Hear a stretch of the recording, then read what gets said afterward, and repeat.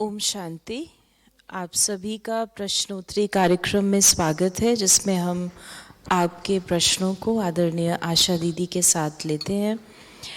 और अगर अभी भी आपके अंदर कोई प्रश्न आ रहा हो, ये लाइव है, तो आप उसे व्हाट्सएप मैसेज कर सकते हैं या मैसेज कर सकते हैं 8826599309 पर।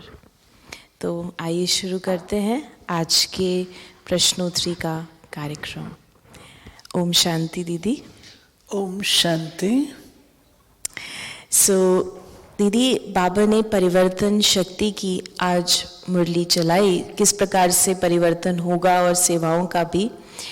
और कुछ समय पहले बाबा ने वरदान में 3 चीज़ें बताई थी, परिवर्तन, स्वरूप, स्वभाव और संकल्प का। तो परिवर्तन क्या है, how do you define it?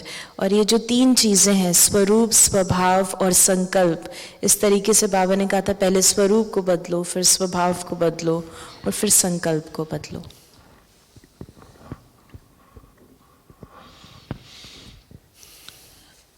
बाबा ने जो परिवर्तन की लहर शुरू की है,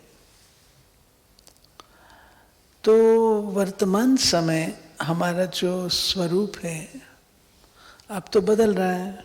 जब बाबा परिवर्तन कहते हैं तो बाबा देह अभिमानी से देही अभिमानी, देही अभिमानी से फरिश्ता और फरिश्ते से बिंदु, उस स्थिति तक।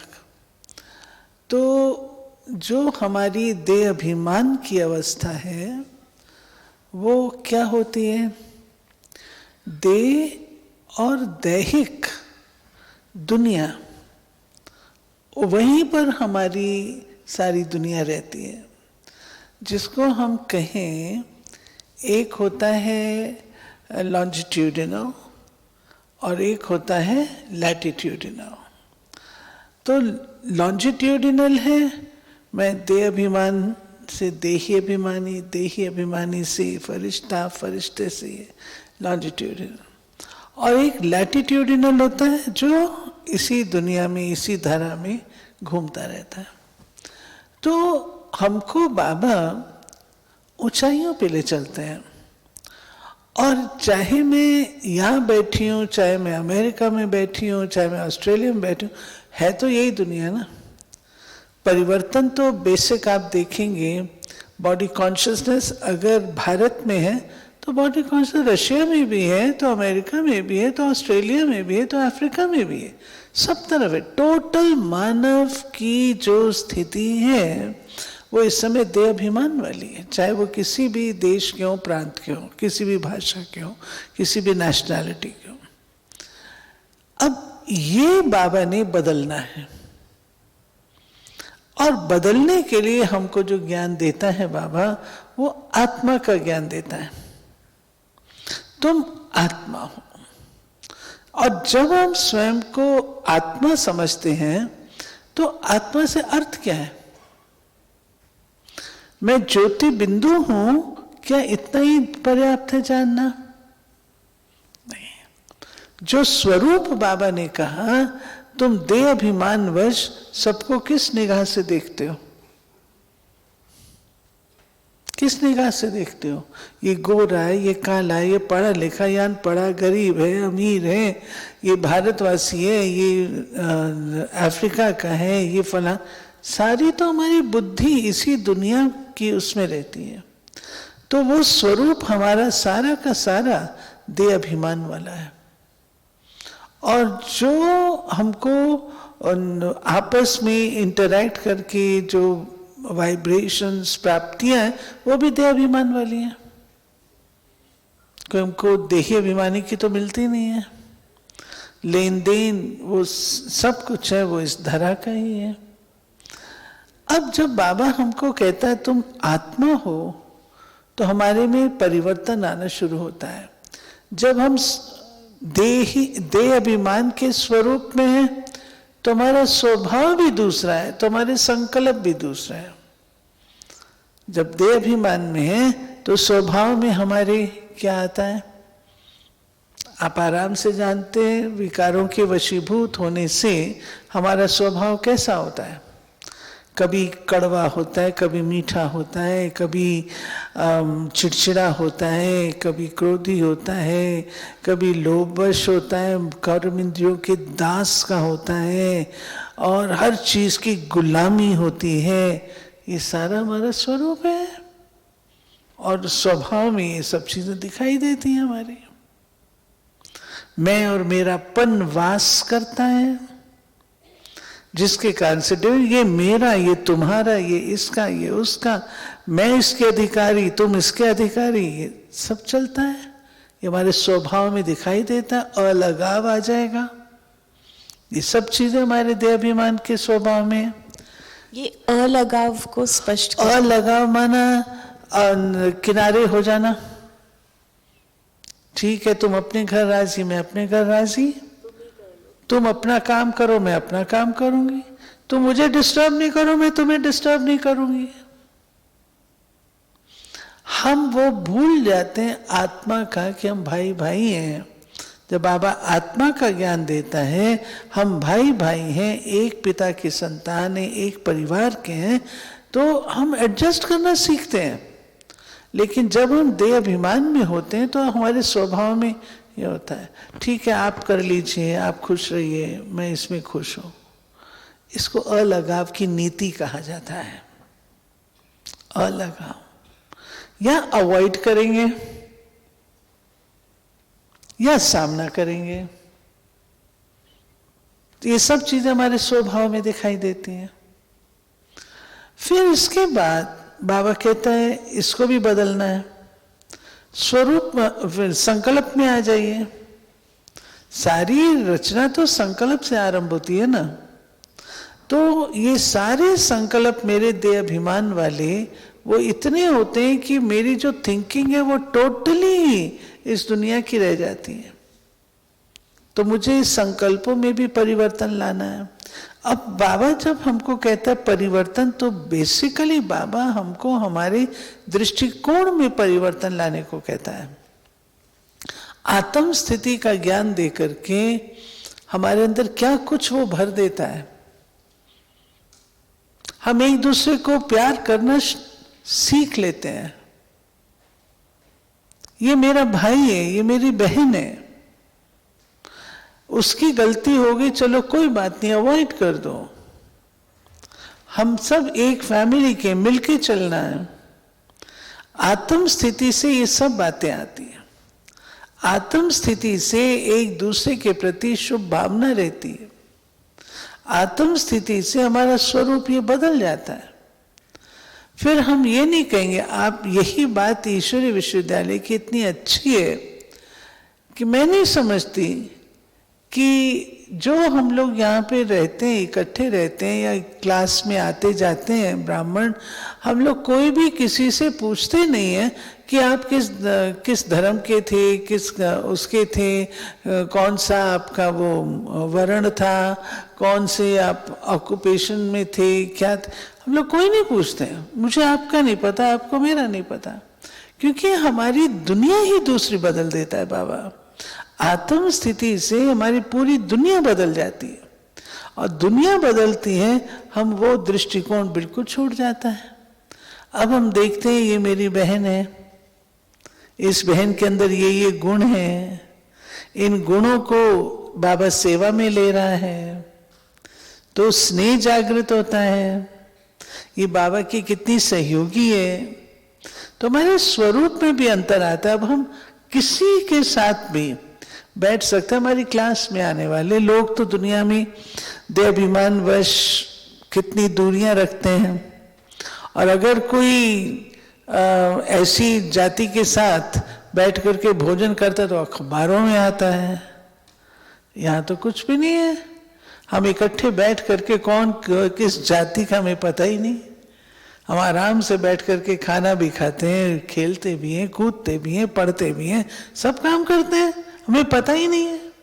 तो बाबा ने ये दृष्टिकोण बदल के हमारे स्वरूप को बदल करके हमारे स्वभाव में परिवर्तन कितना ले आया। अब हम एक दूसरे को ऊंची निगाह से देखते हैं।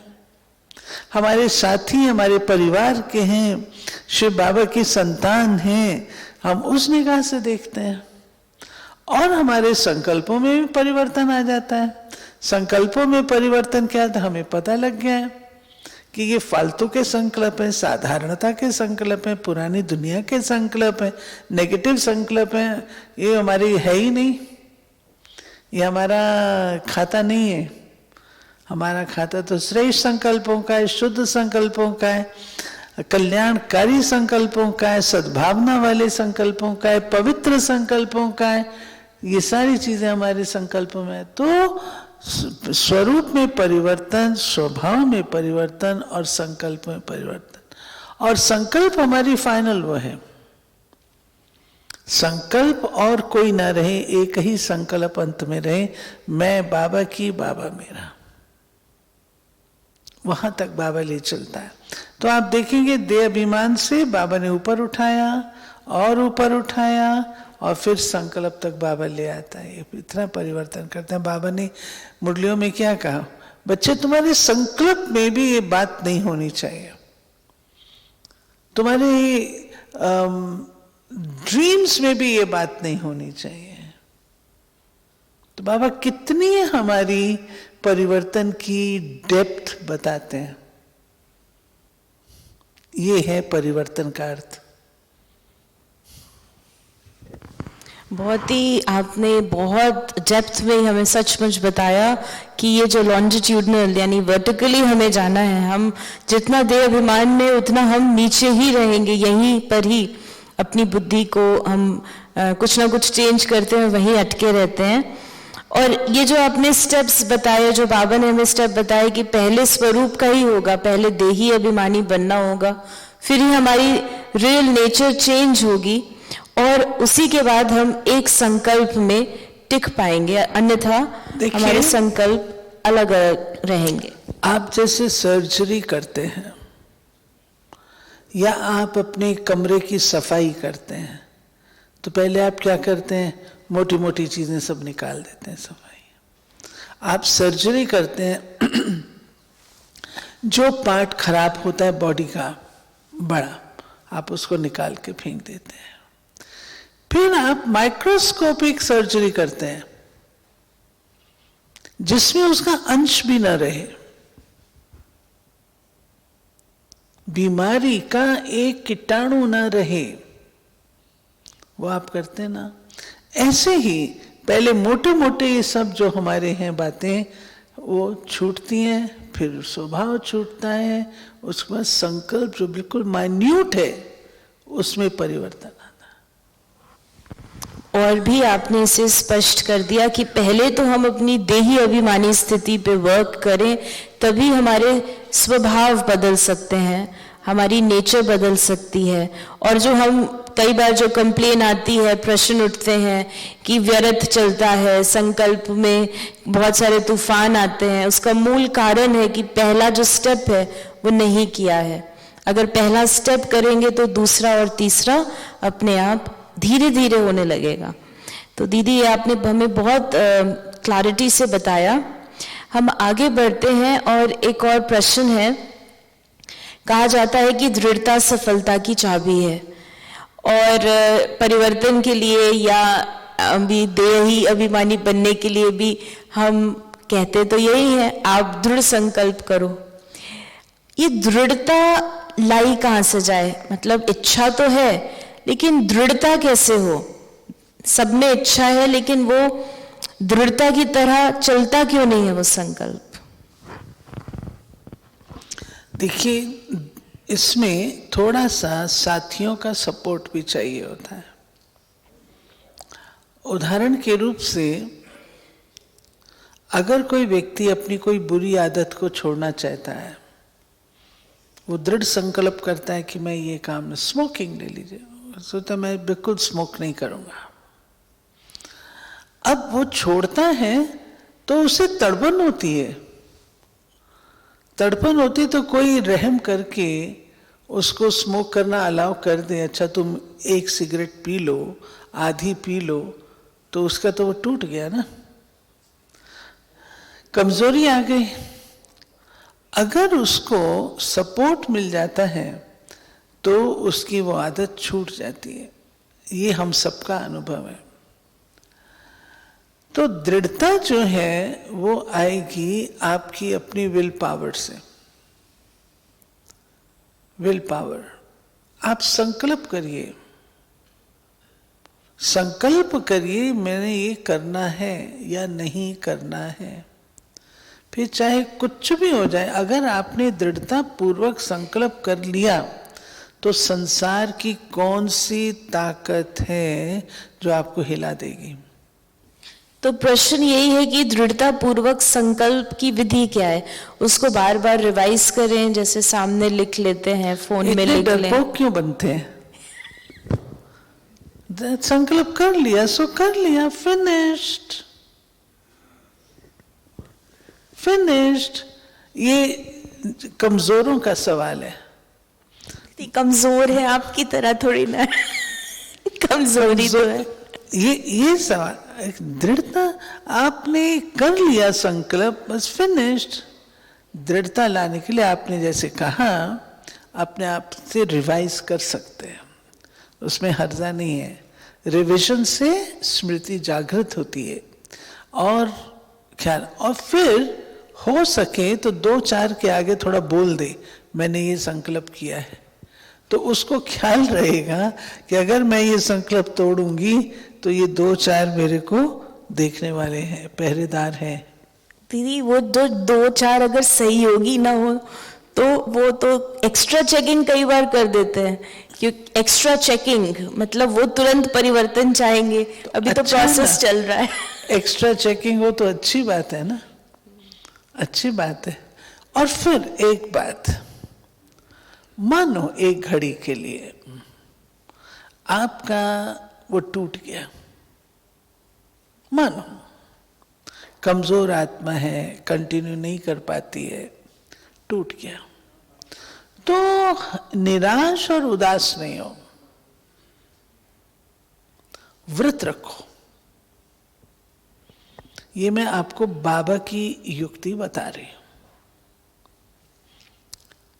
मैंने पहले भी सुनाया, एक आत्मा बाबा को कहती है, बाबा आपकी श्रीमत का, अव्यक्त बाप दादा से मुलाकात हो रही है, आपकी श्रीमत का पालन करके आज दिन तक तो मैं अमृत वेले उठती रही हूं, मेरे से उठा नहीं जाता, लेकिन आपकी श्रीमत इसलिए मैं उठ रही हूं।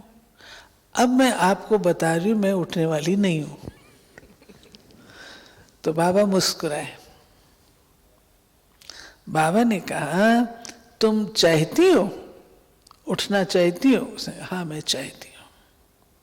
तो बाबा ने कहा जिस दिन तुम नहीं उठो ना, उस दिन से फिर व्रत लो, जिस दिन टूटे उस दिन से फिर 1 हफ्ते का व्रत लो, फिर 1 हफ्ते का व्रत लो, तो वो चीज आपकी साकार हो जाएगी। दूसरी बात, मानो आपका संकल्प टूट गया, अपने आप को सजा दो, कुछ भी सजा दो कि मैं ये काम करूंगी, ये सफाई करूंगी, ये मैं इतना समय कर्मणा में लगाऊंगी, या मैं ये करूं, कुछ भी 2 घंटा योग करूंगी एक्स्ट्रा, कुछ भी सजा दो सिंबॉलिक, उससे वो चीज धीरे धीरे आपकी दृढ़ हो जाएगी।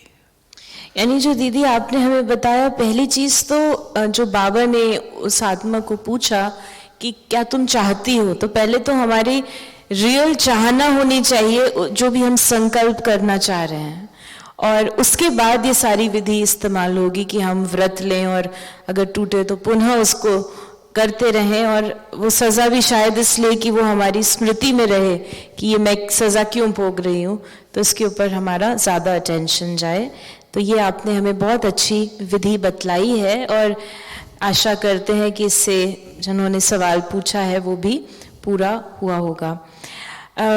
एक प्रश्न हम पूछते हैं जो अभी हाल ही में हमारे पास आया। जो सेवा करते हैं, फॉर एग्जाम्पल नए से होते हैं और बाबा से तो बहुत स्नेह है, जो पुराने सेवाधारी हैं वो परफेक्ट होते हैं, वो परफेक्ट होते हैं, काम में बहुत अच्छे होते हैं, और जो नए होते हैं वो भी अपने हिसाब से होते हैं। तो कई बार जो उनके साथी हैं या जो उनके साथ कार्य जिनके लिए वो सेवा करते हैं थोड़ी बहुत, तो वो कुछ ऐसा कह देते हैं कि भाई आपको नहीं आता या ठीक से करो, तो उनसे उनकी स्थिति बहुत ख़राब हो जाती है, क्योंकि वो अपने हिसाब से तो अच्छा ही कर रहे होंगे और वो कहते हैं कि हम क्लास भी सुन लेते हैं पता है स्थिति अच्छी होनी चाहिए, क्लास सुन लेते हैं, अपने को ठीक करने का प्रयास करते हैं, लेकिन जब ऐसी स्थिति हो जाती है तो फिर क्या करें? देखिए, ये अपनी कमजोरी और देह अभिमान है। अगर ऐसी स्थिति है तो व्यक्ति कभी भी सुधर नहीं सकता, नया कुछ सीख नहीं सकता। आपने पता नहीं पुरानी माताओं का पढ़ा या नहीं, सुना या नहीं, पुरानी जो मदर्स होती थी, माँ अगर कन्या को कहती थी, अपनी बेटी को कहती थी शॉल बनाओ, निटिंग करो, और अगर एक भी उसमें फंदा कहीं गलत होता था, आपने शॉल तैयार कर ली, वो पूरी उधड़वा देती थी। मैं जानती हूं, पूरी उधड़वा देती थी, नो कॉम्प्रोमाइज। तो बच्चे के अंदर ये संस्कार पड़ता है कि मुझे हर चीज परफेक्ट करनी है। अगर याद करिए अपने स्कूल को, जब स्कूल में हम प्रेयर हॉल में जाते थे और सीढ़ी से नीचे उतर करके आते थे, किसी क्लास के आवाज अगर आती थी, चप्पल की, जूते की आवाज आती थी ठप ठप, प्रिंसिपल क्या करती थी? Go back to your class. एक ने किया, सबको वापस भेजा जाता था। अब कहते थे धीरे धीरे उतर के, बच्चे समझ गए ना, सीख गए सदा के लिए। ऐसे ही अगर किसी बड़े ने कह भी दिया तुम्हें नहीं आता, तो नहीं आता है ना, तो उन्होंने ठीक ही कहा ना आपको कि नहीं आता, तो सीख लेना चाहिए ना, ठीक है, एक्सेप्ट करना चाहिए ना, नम्रता से, निर्माणता से। नहीं आता है, मैं सीख लूंगी। और उसके साथ साथ अगली बार अटेंशन रखें। होता ये है, एक बार में कोई कुछ नहीं कहता, चलो किसी व्यक्ति से कुछ गलत हो गया, परंतु जब वो मिस्टेक बार बार वैसे ही कर रहे हैं, इसका अर्थ क्या है कि आप अपने कार्य के प्रति जागरूक और कॉन्सेंट्रेटेड नहीं है। आपने कभी सर्जन्स को देखा नर्सेस के साथ कैसे काम करते हैं? नर्सेस कांपती है सर्जन्स के आगे।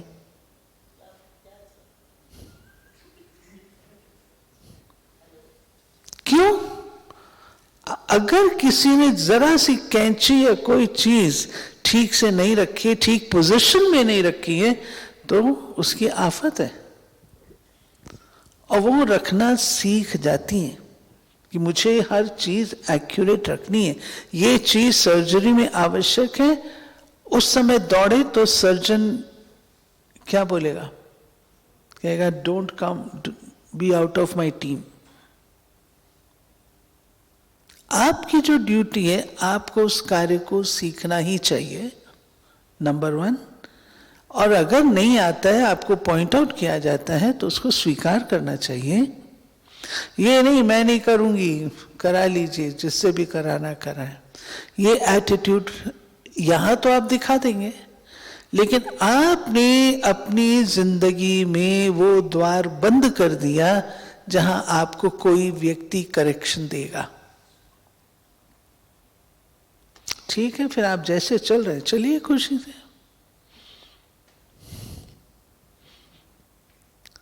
छोटी सी कोई बात होती है, एक लेटर में आपने एक स्पेलिंग मिस्टेक गलत लिख दी, आप ये बड़े स्वीकार करेंगे? Do it again. सो दीदी, बड़े तो बड़े हैं, वो तो कह सकते हैं, लेकिन जो बड़े नहीं है, फॉर एग्जाम्पल लेट्स से, जो जिनको हम सोचते हैं वो हमारे साथी ही हैं, वो थोड़े से उस समय क्या करें? इसको राइट एटीट्यूड अगर मेरा है तो मैं कहूँगी ये मेरे से बेटर है, इसको आता है ना, मैं इससे सीख लेती हूँ, क्या फर्क पड़ता है। सीखने की वृत्ति होनी चाहिए। मैं आपको छोटी सी बात बताऊं, मुझे वो बच्चा बहुत याद आता है।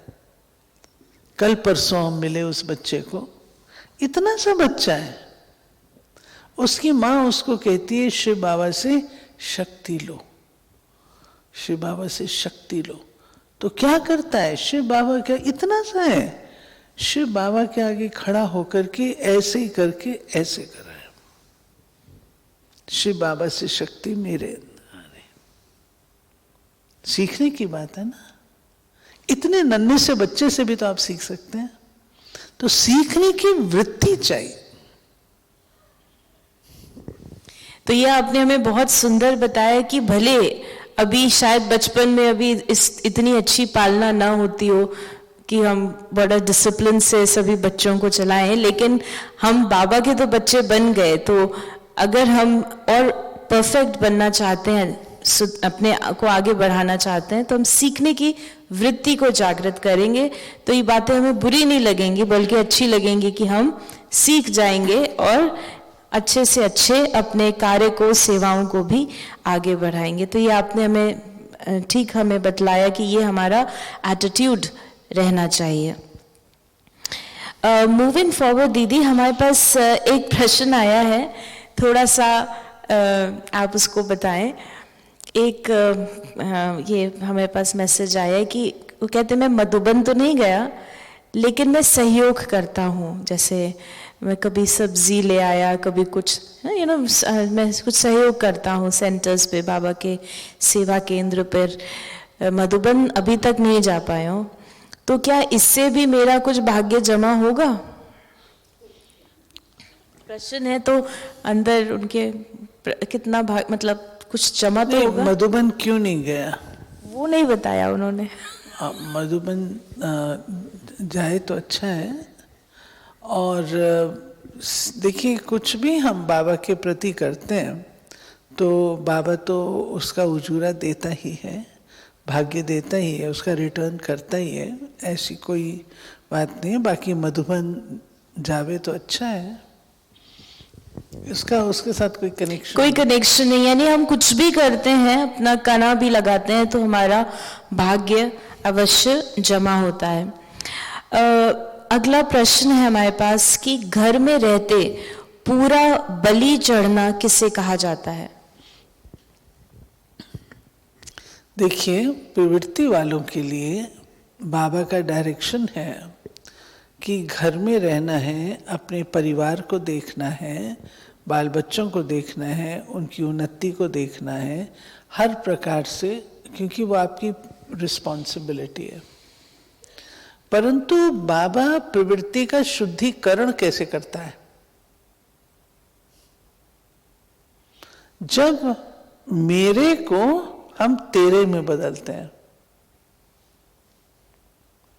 पहले तो ज्ञान नहीं था, तो हम समझते थे मेरा परिवार है, मेरे बच्चे हैं, मेरा ये है।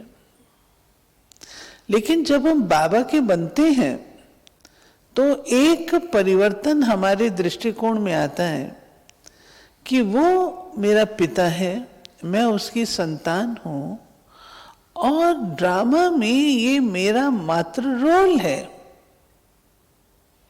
हम समझ जाते हैं मैं पिछले जन्म में कोई इनका माता पिता नहीं था और अगले जन्म में भी नहीं होऊंगा, ये केवल इस जन्म में मेरे बच्चे बने हैं, अगले जन्म में तो नहीं होंगे।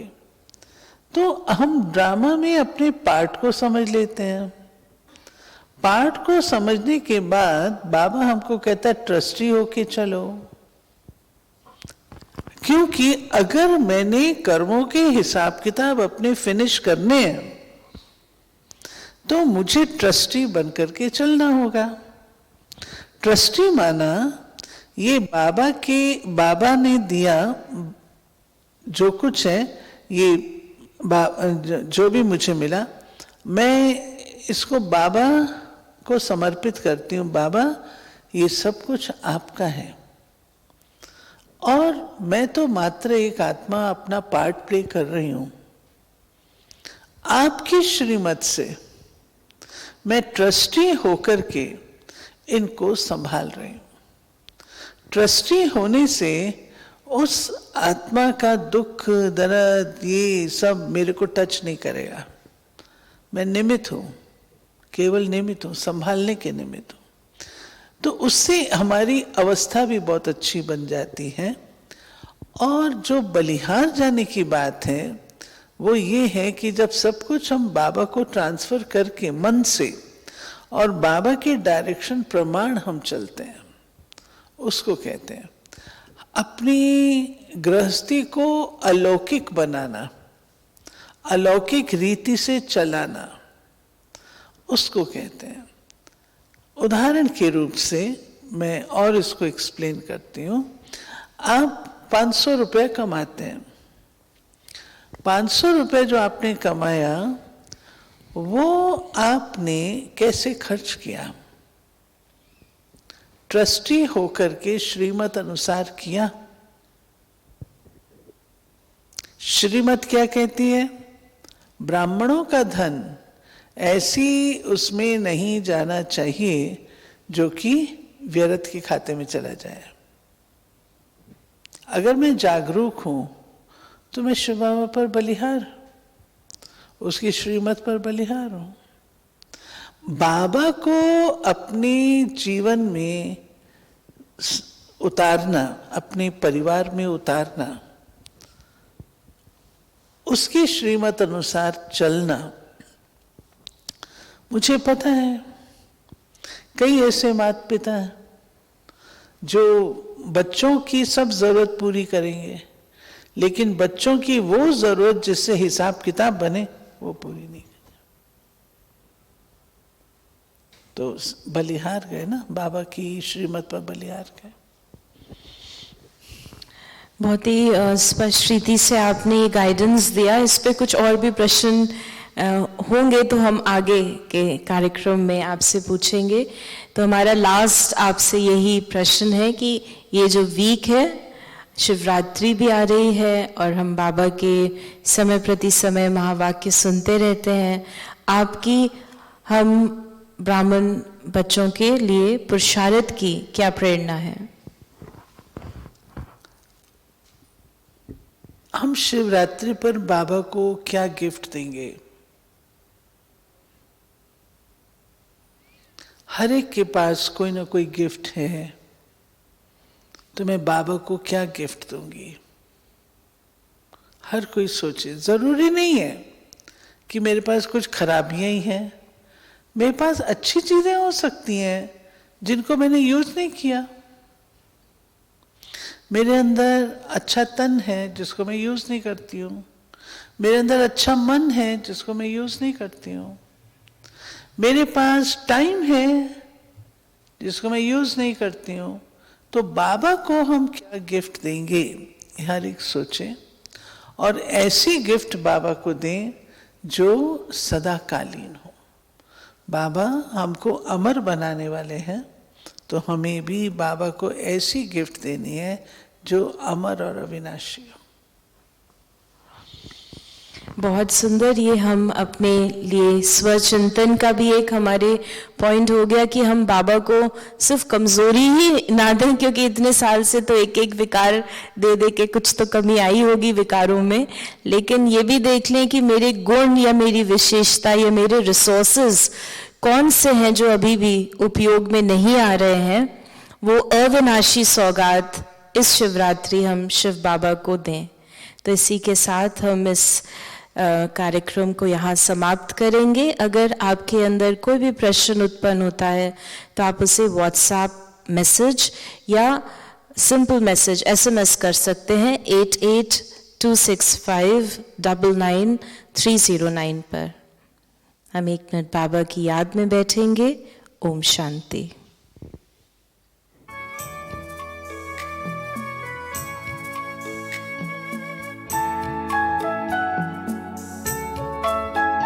एक खूबसूरत जिंदगी दी आपने, सौगात है एक खूब